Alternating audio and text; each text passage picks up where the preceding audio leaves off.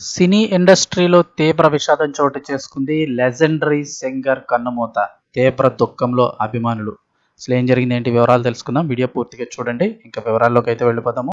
South India legendary singer K Jamuna Rani గారు కన్నుమూశారు. వయో సహజ అనారోగ్య సమస్యలతో బాధపడుతున్న ఆమె జూలై 30, 2026న బెంగళూరులో తన నివాసంలో తుది శ్వాస విడిచినట్లు సినీ వర్గాలు వెల్లడించాయి.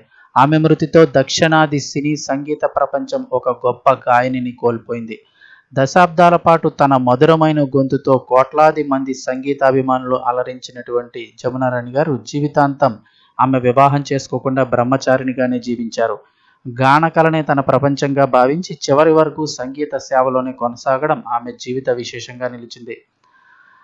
సినీలోకం దిగ్భ్రాంతి. సింగర్ కె జమునారాణి గారి మృతి పట్ల తెలుగు, తమిళ, కన్నడ సినీ పరిశ్రమలకు చెందినటువంటి పలువురు ప్రముఖులు, గాయకులు కూడా సంతాపం వ్యక్తం చేస్తున్నారు.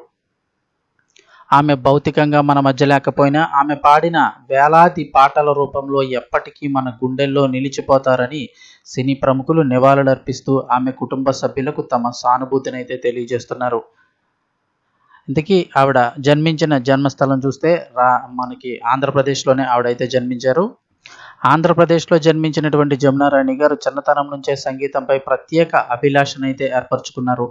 1946 సంవత్సరంలో త్యాగయ్య అనే చిత్రం ద్వారా ఆమె సినీ రంగానికి పరిచయం అయ్యారు. ఆ సమయంలో కేవలం 7 ఏళ్ల వయసులోనే బాలనటుల కోసం పాట పాడి అందరి దృష్టిని ఆకర్షించారు.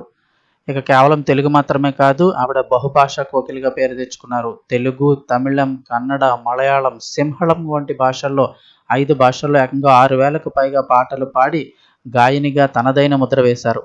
సింహళ భాషలో అయితే రికార్డు. శ్రీలంకలోని సినీ పరిశ్రమలో సింహళ భాషా చిత్రాలకు అత్యధికంగా పాటలు పాడిన భారతీయ గాయనిగా జమునారాణి గారు ప్రత్యేక గుర్తింపు పొందారు.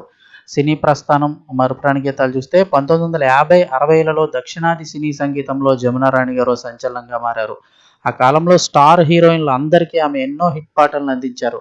ముఖ్యంగా ఫోక్, వెస్ట్రన్, సరదా పాటలు పాడడంలో ఆమెది ప్రత్యేక శైలి.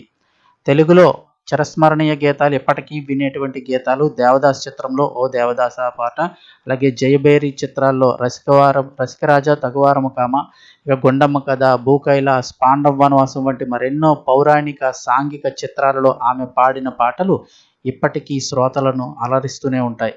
అలా ఆమె గాత్రంలోని స్పష్టత, శృతిలయలు మరియు పాటలోని భావాన్ని పలికించే తీరు ఎంతోమంది యంగ్ సింగర్లకు మార్గదర్శకంగా నిలిచాయి.